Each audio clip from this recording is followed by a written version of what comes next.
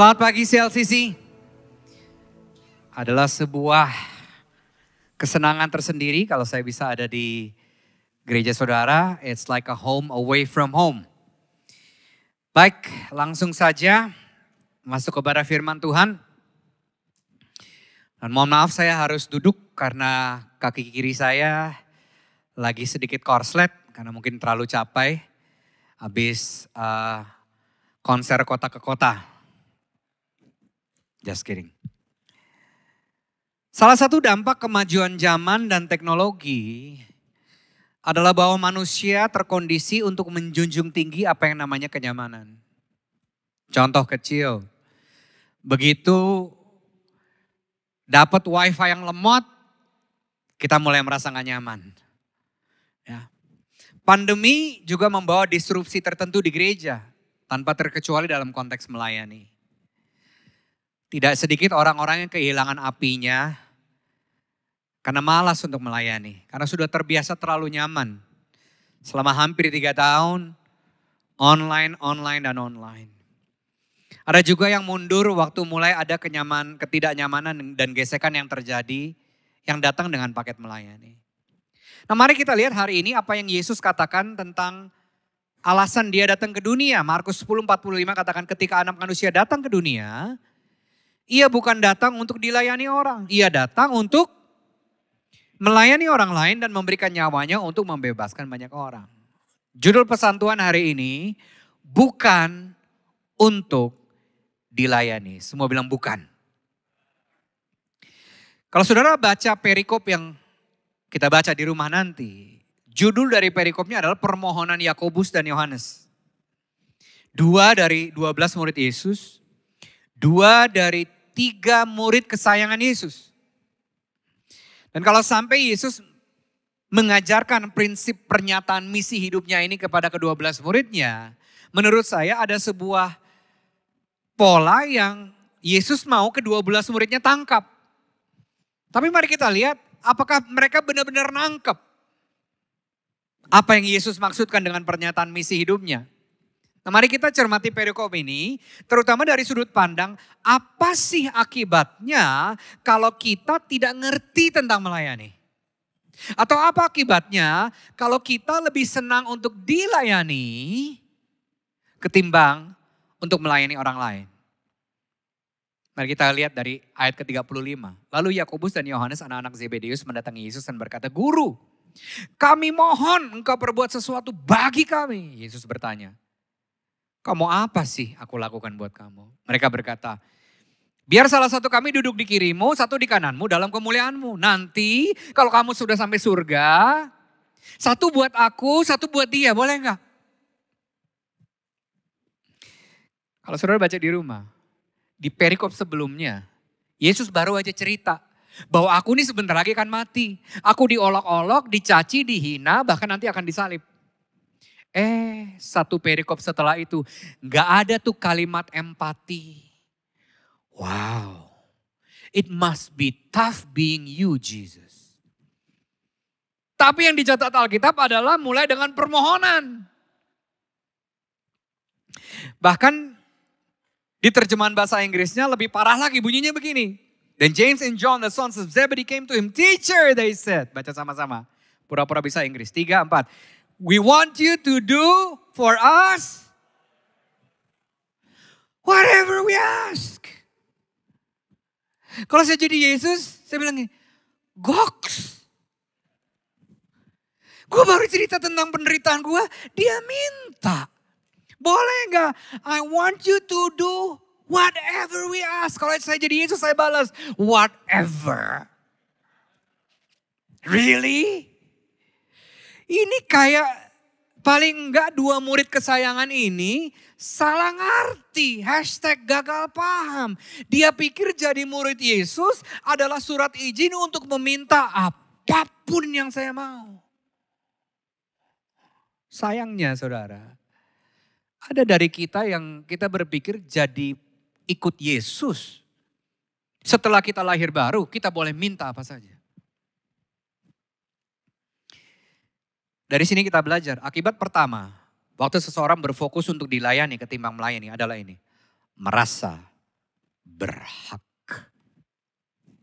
Bahasa kerennya, the spirit of entitlement. Semangat yang berkata, Tuhan aku udah buat ini, udah buat itu, sekarang udah ikut engkau, udah tinggal di manusia lama. Aku berhak dong doaku dijawab, aku berhak dong dapat kesembuhan, aku berhak dong dapat terobosan ini dan itu. Ayat berikutnya 38, tetapi jawab Yesus, kalian gak ngerti apa yang kalian minta. Apa kalian sanggup terima penderitaan seperti yang akan aku alami? Kalian siap ditimpa kesengsaraan seperti yang aku alami? Lihat jawaban mereka. Mereka jawab apa? Kami bisa. Kalau saya jadi Yesus, emang lu udah pernah disalib, Jack? Belum pernah. Tapi tetap Yesus gak terusik dengan jawaban sotoy mereka. Yesus lanjut. Memang kalian akan menderita dan memikul kesengsaraan besar. Sama seperti yang akan aku alami. Tetapi aku gak berhak untuk menentukan siapa yang duduk di kiri, siapa yang duduk di kanan. Karena cuman haknya Allah Bapa untuk menentukan. As if Yesus bilang gini, sorry, it's above my pay grade. Bukan jurisdiksi saya. Nah, saudara, di Markus 10 ini sebenarnya permintaan untuk duduk di kiri di kanan itu adalah diskusi yang berkembang dari satu pasal sebelumnya. Waktu lagi di perjalanan 12 murid sama Yesus. Markus 9 ngomong gini, lalu sampailah Yesus dan murid-muridnya di Kapernaum. Waktu mereka sedang berada di rumah, Yesus nanya. Kalian tadi debatin apa sih waktu lagi jalan sama aku? Mereka gak berani jawab. Kenapa? Karena pertanyaannya gak penting. Karena dalam perjalanan mereka mempersoalkan tentang siapakah yang paling tinggi kedudukannya di antara mereka. Penting banget bos. Udah dipilih jadi 12 aja udah syukur harusnya ya. Benar gak? Karena yang mau ikut Yesus lebih dari 12. Ada grup 70, ada grup ratusan. Udah dipilih 12 masih nanya lagi. And by the way ya guys.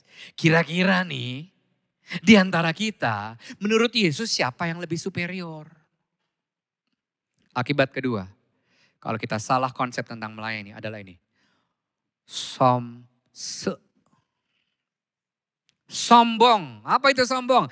Merasa lebih penting dari orang lain. Merasa lebih tinggi derajatnya dari yang lain. Merasa lebih mampu dari yang lain. Aku bisa, kami bisa. Balik ke Markus 10 ayat 41. Ketika ke-10 pengikut lainnya mendengar hal itu. Mereka jadi marah. Ngapain sih lo bus? Ngapain sih Nes nanya-nanya? Lalu Yesus mengumpulkan semua pengikutnya dan berkata. Orang-orang yang bukan Yahudi punya orang tertentu yang mereka sebut apa? Leader. Pimpinan. Kamu tahu bahwa para pimpinan itu suka menunjukkan kekuasaannya atas orang-orang. Dan the leader of the leader, pimpinan utamanya suka menggunakan semua kuasanya untuk menindas orang-orang. Akibat ketiga. Waktu kita salah mengerti tentang apa yang namanya melayani. Waktu kita berfokus senang dilayani ketimbang melayani adalah ini. Menyalahgunakan kekuasaan.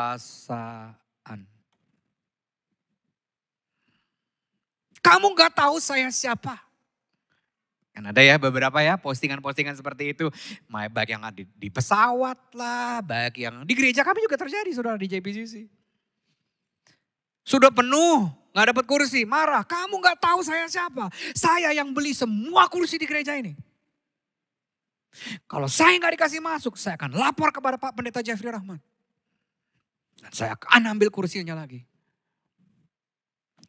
Thou.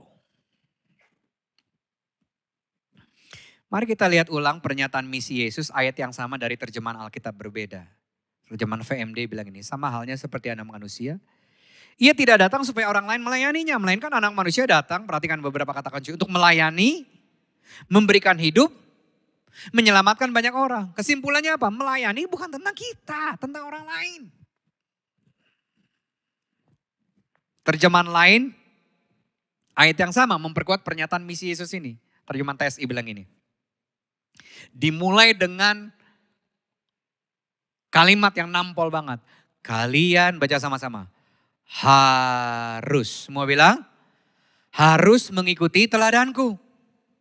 Harus atau boleh? Harus atau pikir-pikir dulu?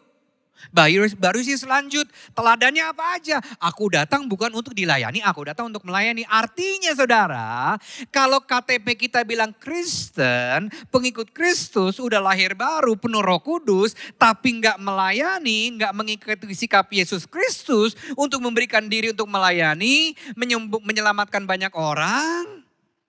Jangan-jangan kita baru jadi penggemar Kristus, dan belum benar-benar menjadi pengikut Kristus. Karena kalau kita sudah jadi pengikut Kristus, kelihatan perilakunya kita mengikuti sikap teladan Kristus untuk melayani dan bukan untuk dilayani. Sampai di sini ada yang udah mulai berdarah-darah? Belum? Belum? Belum ya? Aman. Nah, kalau saudara perhatikan satu pasal sebelumnya, Markus 9, Yesus sudah mulai membahas tentang melayani. Apa sih itu melayani? Ayat 35 bilang ini. Perhatikan judulnya. Sifat orang-orang yang paling penting. Dari judulnya saudara bisa menyimpulkan bahwa Tuhan tidak keberatan loh untuk saudara mau jadi orang penting. Asal dalam kerajaan Allah. Kadang-kadang kita mau jadi penting di mata manusia, tapi enggak di mata Tuhan. Lanjut ayatnya bilang apa? Maka Yesus duduk dan mengumpulkan ke-12 muridnya. Lalu mengajarkan. Baca yuk sama-sama. Ada yang udah mulai krep-krep nih matanya, yuk baca makanya. Udah mulai, asik nih asiknya. Asik. Gak apa-apa, saya kasih disclaimer dikit. Kalau saudara sampai tertidur, it's okay. Cuman jangan ngorok aja. Oke, nanti waktu udah mau selesai saya kasih tahu untuk saudara bangun supaya nggak malu-malu banget, oke? Baca dari kata kalau, 3, 4. Kalau kamu mau menjadi yang nomor 1 di mata, kamu harus siap menjadi yang paling hina, lanjut. Dan menjadi, udah ada kata paling hina, ada kata pelayan. Paling hina artinya apa? Nggak apa-apa kalau direndahkan sama orang, kira-kira gitu tuh. Menjadi pelayan artinya apa? Nggak punya hak atas hidupmu sendiri. Bahkan terjemahan lainnya katakan jadi budak dari semuanya. Wow. Yang namanya budak di zaman itu nggak punya hak atas dirinya sendiri. Tuannya yang menentukan haknya. Dunia mengajarkan semakin seseorang ada dalam posisi penting, semakin banyaklah orang yang melayani dia. Makanya kalau dia datang, pengawalnya lebih banyak daripada yang hadir. Anturasnya banyak banget. Tapi firman Tuhan mengajarkan bahwa seberapa penting seseorang dilihat dari kerelaannya menjadi pelayan bagi semuanya. Sebuah posisi yang paling rendah, paling bawah, bukan yang paling atas. Fungsinya bisa paling atas, posisinya harus mau yang paling rendah. Ini sangat tidak alami saudara. Dengan kata lain kesimpulan pengajaran Yesus adalah ini. The way up is not up, but baca sama-sama. The way up is down. Izinkan saya berkata kepada anak-anak muda hari ini. Anak-anak muda, kalau engkau mau dibawa naik tinggi sama Tuhan, biasakanlah untuk merendahkan hatimu. Biasakanlah untuk punya sikap melayani, sikap jadi hamba, dan mulai terbiasa untuk dihina sama orang. It's okay. Yesus pun mengalaminya. The way up is down. Mau jadi yang terpenting? Boleh. Tapi harus juga mau ada di posisi melayani. Karena kalau mau jadi yang paling penting tanpa sikap mau melayani, akhirnya kita pakai posisi kita itu untuk lording over the others, menjadi bossy kepada yang lain. Kesimpulannya, menjadi pengikut Kristus artinya mengikuti teladan Kristus untuk melayani, bukan untuk dilayani. Baca sama-sama 3, 2, 1. Menjadi pengikut Kristus artinya mengikuti teladan Kristus untuk, bukan untuk dilayani.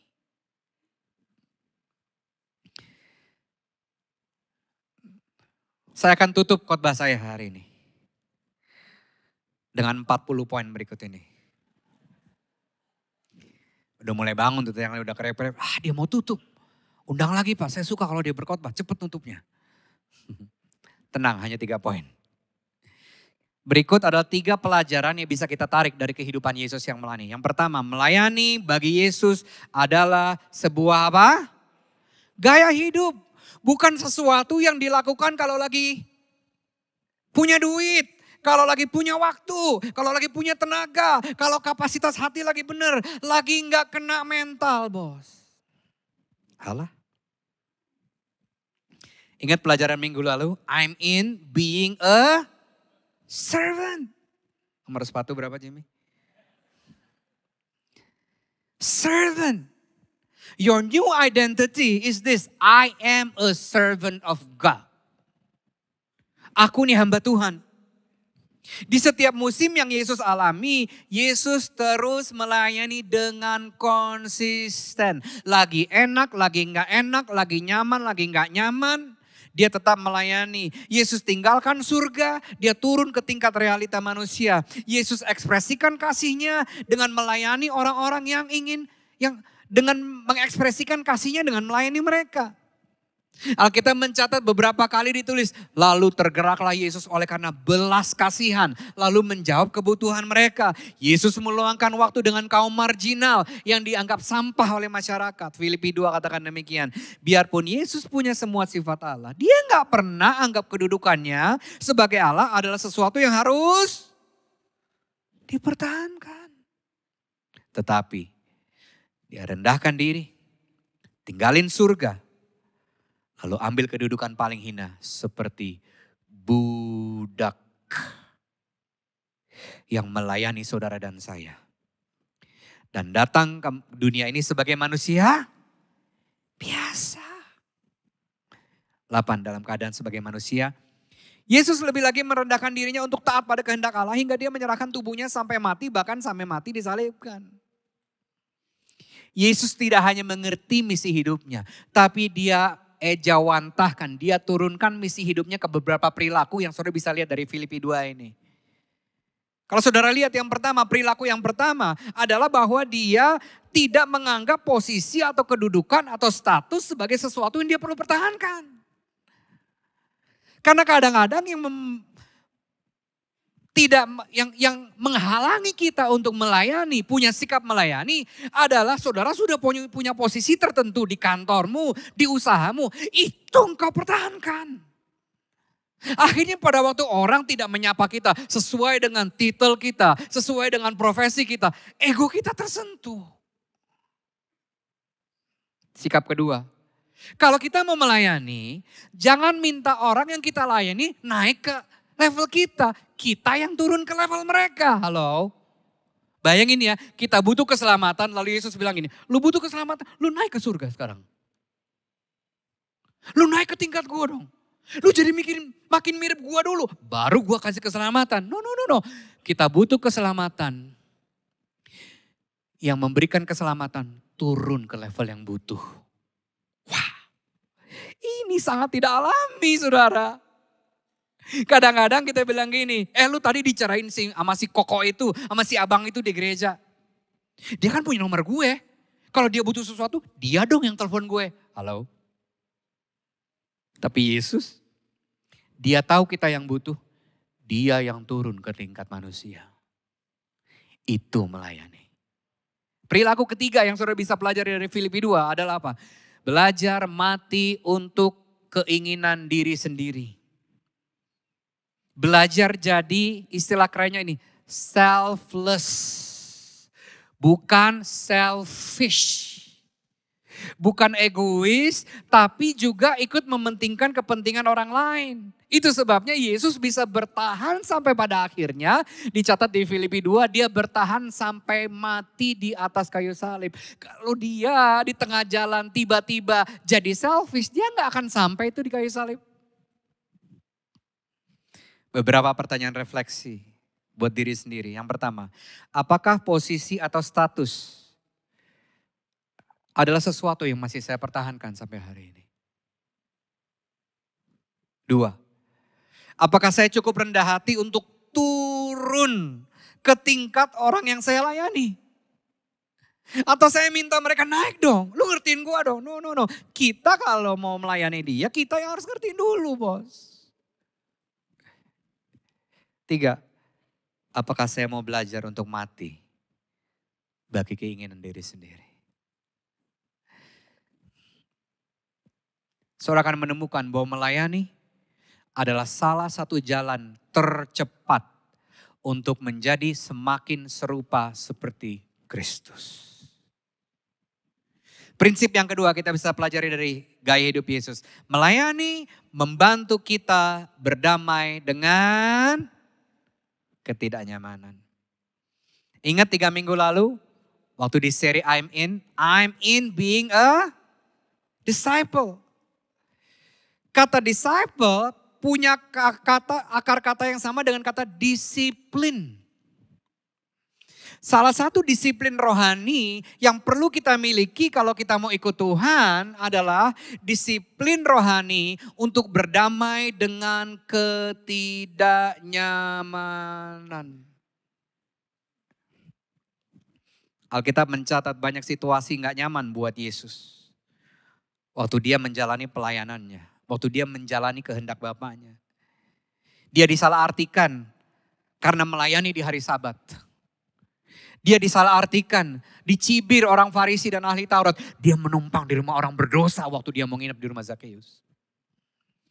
Yesus serahkan haknya untuk dimengerti oleh 3 orang kesayangannya justru di momen terendahnya di Taman Getsemani. Yesus berdamai dengan cawan penderitaan yang dia berharap bisa berlalu daripadanya. Tetapi bukan kehendakku tapi kehendakmu yang jadi. Yesus rela dihianati oleh muridnya sendiri dan tidak membalas kejahatan orang-orang yang dikasihinya. Yesus tidak baper. Waktu salah satu muridnya bilang gini, I love you Jesus, I love you Jesus, I love you Jesus. Kukuruyuk. Begitu ditanya sama orang Romawi, kamu kenal dia? Gua gak kenal dia. Yesus menyerahkan haknya. Di momen terakhirnya di atas kayu salib, dia serahkan haknya untuk tidak merasa ditinggalkan oleh Bapaknya sendiri.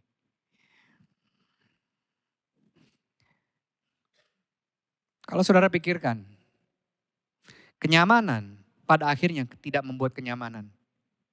Ini yang saya temukan tentang kenyamanan. Comfort kills potentials.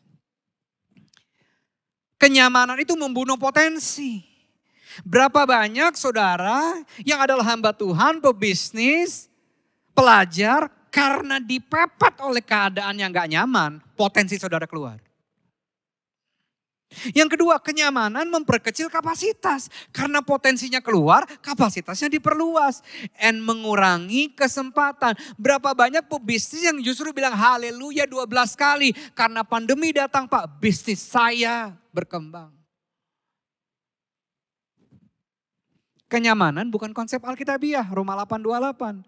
Maka yakinlah bahwa di balik segala sesuatu yang kita alami, Allah bekerja mengatur semuanya itu untuk menghasilkan. Coba baca lagi, kebaikan atau kenyamanan? Tapi seringkali yang kita pikir, yang baik bagi kita harusnya nyaman dong Tuhan. Tunggu. Kalau kita jadi Tuhan, kalau saya jadi Tuhan, saya akan tanya gini, sebentar Tuhan, yang Tuhan kamu atau aku? Tuhan lebih tertarik membuat saudara dan saya lebih dewasa, semakin serupa seperti Kristus, ketimbang membuat kita nyaman terus seumur hidup kita. Akhirnya kita gak pernah mengalami kasih Tuhan, kasih karunia Tuhan, hadirat Tuhan. Dan kita bisa bilang gini, Tuhan di tengah ketidaknyamanan ini, aku tetap bisa berkata, yes, you are still enough for me. Filipi 2. Gimana cara untuk jadi tidak nyaman? Apapun yang kamu lakukan, jangan dong pentingin kepentinganmu sendiri atau tonjolin diri. Utamakanlah kepentingan setiap saudara seiman, baca, lebih daripada kepentinganmu sendiri. Lagi butuh sesuatu, perhatiin kebutuhan orang lain. Gue juga lagi butuh nih. Itu melayani. Dan tetaplah rendah hati. 4, janganlah kamu hanya sibuk. Pikirin keperluanmu sendiri. Narasi doanya gini, Tuhan berkati keluargaku, pernikahanku, bisnisku, usahaku, portfolioku, iniku. Tetapi pikirkanlah juga kepentingan orang, keperluan orang lain. 5, baca sama-sama yuk. Jadi hendaklah kamu mengikuti sikap Kristus Yesus ini. Bukan cuma perlu dibaca, Bapak Ibu Saudara yang dikasihi Tuhan. Perlu diikuti. Jadi kalau datang ke gereja, datang ke home, datang ke kampus, datang ke keluargamu, datang ke masyarakat, jangan bilang gini, apa yang bisa saya dapetin? What can I get? Give me. Gak bagus hari ini khotbahnya. Gak kurang ini, kurang itu, PW-nya kurang angkat. Kalau mau ngangkat mah di gym aja. Kurang dalam nih pewahyunya. Kalau mau dalam-dalaman di kolam renang. Itu sikap orang yang cuma mentingin kepentingan dirinya sendiri. Beberapa pertanyaan refleksi. Apakah saya cenderung menjunjung tinggi kenyamanan? Sehingga ketidaknyamanan adalah sesuatu yang saya hindari. Ada gesekan dikit, ngambek. Doa gak dijawab dikit, bilang Tuhan gak asik. Ada penajaman dikit, kiri kanan, pindah home, pindah gereja dan sebagainya. 2, apakah melayani sebuah sikap hati yang saya kembangkan atau cuman aktivitas yang saya lakukan? Buat saudara sudah melayani, tetaplah murni dalam pelayanan. Meskipun gak dianggap, meskipun gak nyaman, meskipun gak ada hubungannya sama portfolio saudara, tetaplah melayani. 3, apakah saya mau belajar untuk mengikuti sikap Kristus Yesus untuk mengutamakan kepentingan orang lain dan memikirkan keperluan orang lain lebih daripada kepentingan diri sendiri? Lagi butuh, tapi ada orang lain yang lebih membutuhkan. Itu melayani. Lagi gak punya waktu terlalu banyak, tapi kita tahu ada kebutuhan di situ. Tuhan, di tengah-tengah keterbatasan waktuku, aku akan tetap berusaha menyiasati waktuku. Poin yang terakhir, melayani adalah jalan menuju hidup yang bermakna.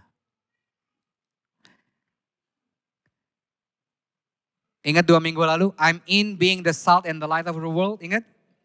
I'm in being an influencer. 1 Yohanes 3 bilang gini, beginilah cara kita mengenali kasih itu, yaitu Yesus Kristus memberikan hidupnya untuk kita. Kita sudah tahu ini di Yohanes 3:16. Ekspresi dari Yohanes 3:16 ada di 1 Yohanes 3:16. Karena itu, baca sama-sama, kita juga harus memberikan hidup kita untuk saudara-saudara kita. Lanjut di 18, saya bacakan anak-anakku yang terkasih. Marilah kita mengasihi bukan cuma dengan perkataan atau dengan omongan. Jangan cuma omdo, kasih harus nyata. Kita harus menunjukkan kasih dengan perbuatan kita.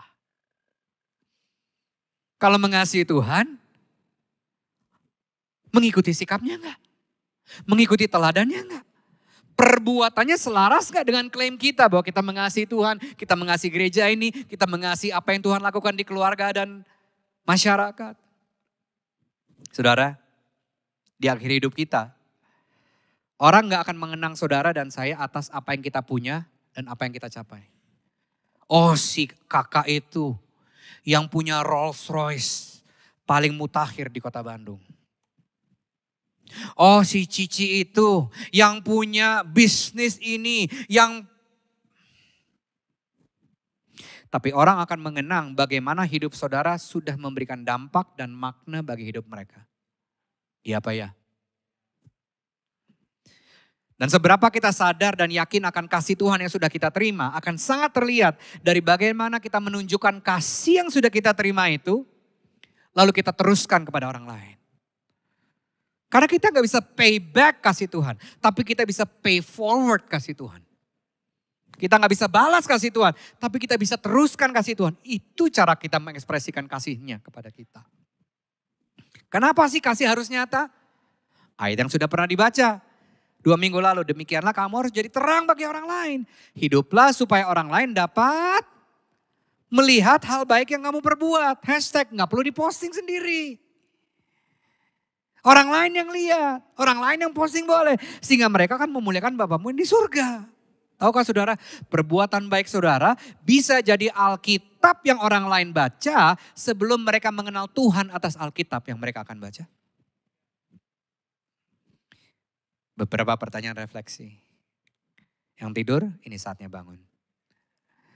Apakah saya sadar betul bahwa hidup saya bukan hanya tentang saya? 2. Seberapa konsistenkah saya dalam menyatakan kasih Tuhan, bukan cuma dengan perkataan, tapi dengan perbuatan? Yang ketiga, ketika waktunya tiba.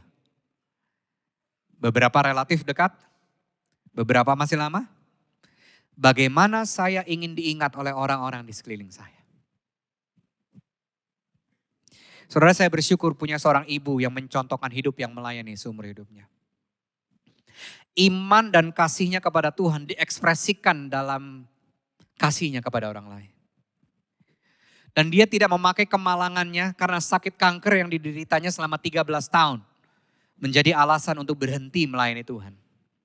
Mari kita saksikan video berikut ini. This is my story dari Yanti Rajaguguk, My Mom, My Faith Hero. Yang pernah ditayangkan hanya beberapa bulan sebelum dia dipanggil Tuhan.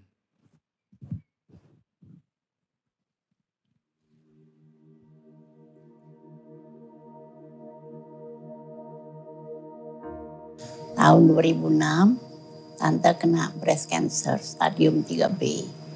Itu di kemo. Tetapi itu tidak memadamkan semangat Tante.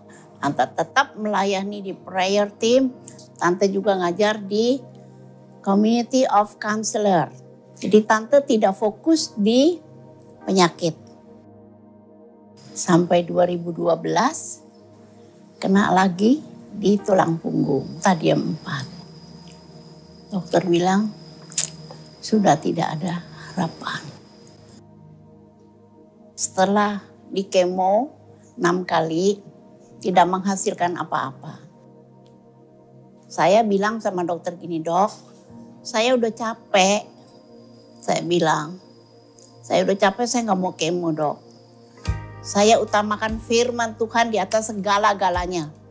Tubuh saya adalah bait Roh Kudus. Iman bukan perasaan. Iman berdasarkan karena kebenaran. Kebenaran bahwa dia sudah membayar lunas segala sakit penyakit Tante 2000 tahun yang lalu. It is done. Dokter bilang ya udah kalau ibu punya iman kayak gitu ya sudah. Yang penting makan yang sehat, hidup yang sehat, tetap sukacita. Hati yang gembira adalah obat. Sukacita adalah kekuatan kita. Karena Tante fokus di firman, apa yang firman Tuhan katakan. Oleh bilur-bilur Yesus, Tante sudah sembuh.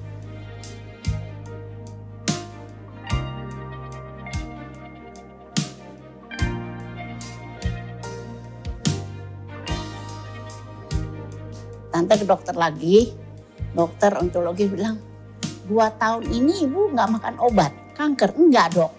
Apa yang ibu minum? Saya bilang firman Tuhan. Saya perkatakan seperti minum obat. Reaksi dokter waktu itu bilang, wah hebat amat ibu ya. Tidak makan obat tapi masih hidup. Jangan pernah menyerah. Never, never, never give up. Tetap semangat, tetap pegang teguh firman Tuhan itu. Percaya dengan segenap hati dan tidak mengandalkan pengertian sendiri. Akui dia di setiap jalan kita, maka dia akan meluruskan jalan kita. Walaupun kesembuhan itu belum terjadi, tetapi itu tidak memadamkan semangat Tante. Tante hidup dari Tuhan karena dia datang untuk memberikan hidup dan berkelimpah.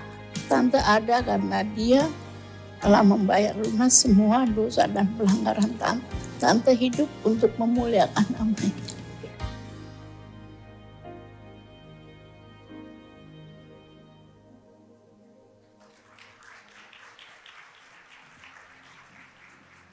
Mami Yanti membuktikan bahwa sakit kanker tidak perlu menjadi realita terbesarnya. Tapi dia hidup dengan iman yang mengatasi realita penyakitnya. Mami meninggal dalam keadaan belum sembuh secara fisik. Setelah 13 tahun bergumul dengan kanker payudara,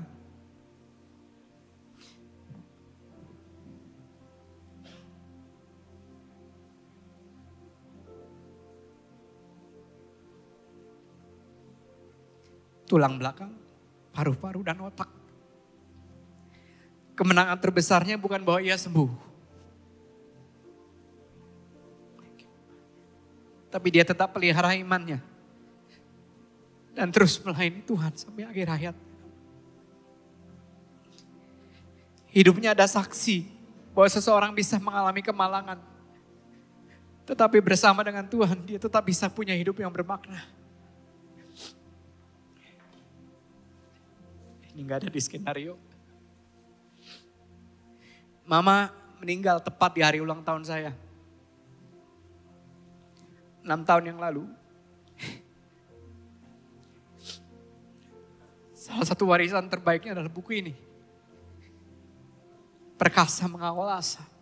Di mana semua penderitaan yang dialami sejak dia kenal Tuhan, dia tuliskan di sini.